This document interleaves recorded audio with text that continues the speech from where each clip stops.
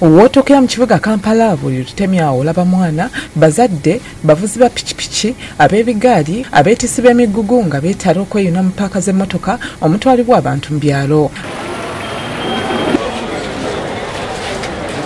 Abeetisi b'emigugu beetwogeddeko nabo batandika kusingisa 500 n'okudda waggulu. Gwe yeetaaga okutindiga engendo ez'ewala nga Masaka, Mbarara, Lukonje n'ebitundu ebirala wetwogerera kati entambula ya takisi eva kusingisa $1,800 n'okudda waggulu so nga eya bbaasi eva ku $200. Abantu bali mu kulwerera baana be baleeta be basindika mu kyalo.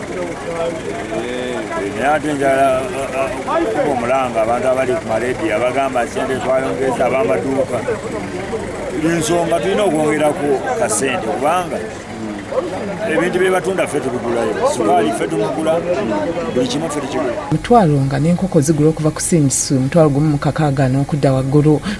Tutera okugula ddala mu $3.5 okutuukira ddala ku $3,000 esebo.